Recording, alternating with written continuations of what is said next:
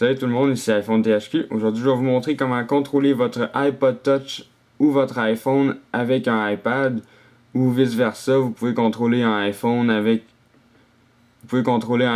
un iPod Touch, vous pouvez contrôler un iPod Touch avec un iPhone, tout dépendant de ce que vous voulez faire. Donc, premièrement, qu'est-ce que ça vous prend? C'est sur l'appareil que vous voulez contrôler, vous devez installer Vinci via Cydia. Donc, je vais vous montrer comment faire. Donc, moi, je veux contrôler mon iPhone avec mon iPad.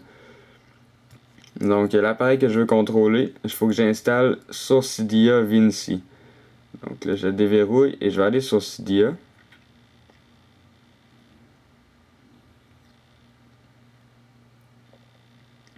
Ça fait loading data. Je peux enlever ça. OK.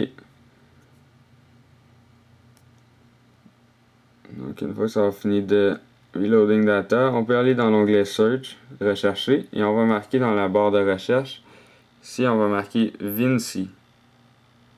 Donc, comme ça ici.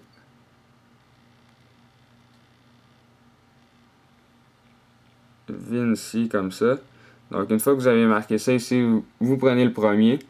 Donc, Vinci, comme ça, c'est gratuit. Vous faites juste installer, confirmer. Donc, une fois que vous avez installé ça, ça va installer plusieurs choses. Donc, une fois que vous avez ça, vous n'allez pas avoir d'icône sur le Springboard. Donc, vous n'allez avoir rien. Il faut aller dans les réglages pour configurer. Donc, une fois que vous êtes dans les réglages, vous descendez jusqu'à l'onglet Vinci.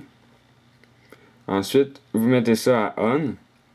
Show cursor, ben ça c'est comme si vous voulez voir la souris bouger sur votre appareil que vous voulez contrôler. Puis password, ça c'est si jamais si vous mettez un password, vous n'aurez pas besoin à chaque fois d'accepter la demande avec l'appareil que vous voulez contrôler. Donc mettons que je mets un password comme ça, je vais mettre Tom. Ok, donc là mon password est mis, je peux retourner dans Settings et le mettre sur le Springboard. Donc une fois que ça c'est fait,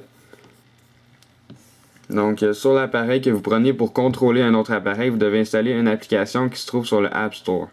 Donc si je vais sur le App Store,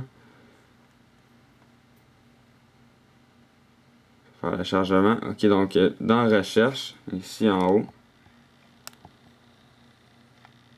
vous allez marquer VNC, comme ça, Viewer. Donc vous cliquez sur le premier.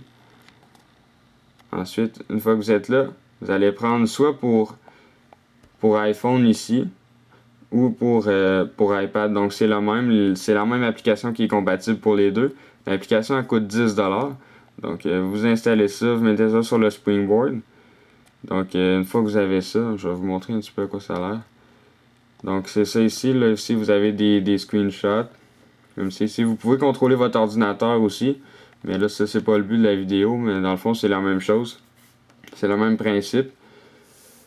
Donc c'est ça, puis là ça vous montre des screenshots. Donc vous installez ça, vous mettez ça sur le Springboard. Puis ensuite, une fois que vous avez ça sur le Springboard, vous descendez ici à Vinci Viewer. Donc vous cliquez sur cette application-là. Puis ensuite, là, ça va vous demander l'adresse IP de l'appareil que vous voulez contrôler. Donc je vais aller sur mon iPhone. Puis je vais aller dans Settings, les réglages. Ensuite dans Wi-Fi. Puis là, vous allez aller sur votre Wi-Fi, vous allez cliquer sur la flèche bleue. Vous allez prendre ici l'IP adresse. Donc 192.168.0.101. Donc c'est l'adresse ici. Donc je peux mettre de côté. Et je vais marquer ici la même chose. Donc 192.168.0.101. Donc je marque ça ici. Le nom ici, vous pouvez rentrer le nom de votre appareil, donc moi iPhone. Ensuite, Save Password, c'est si vous voulez pas être obligé à chaque fois de, dans le fond, re-rentrer votre password, vous pouvez le mettre à On. Picture Quality, donc si vous le mettez à automatique, il va se mettre en haute résolution. Puis moi j'aime mieux le mettre en basse résolution, comme ça va plus vite. Oups, là vous voyez pas ce que j'ai fait. Donc ici, Picture Quality, donc c'est soit automatique, high ou low. Donc si vous le mettez automatique, ça va sûrement le mettre en en haute qualité. Donc moi j'aime mieux le mettre en basse qualité, comme ça permet d'être plus fluide. Donc ensuite, une fois que vous avez réglé ça, vous pouvez ici cliquer en haut sur Tap to Connect.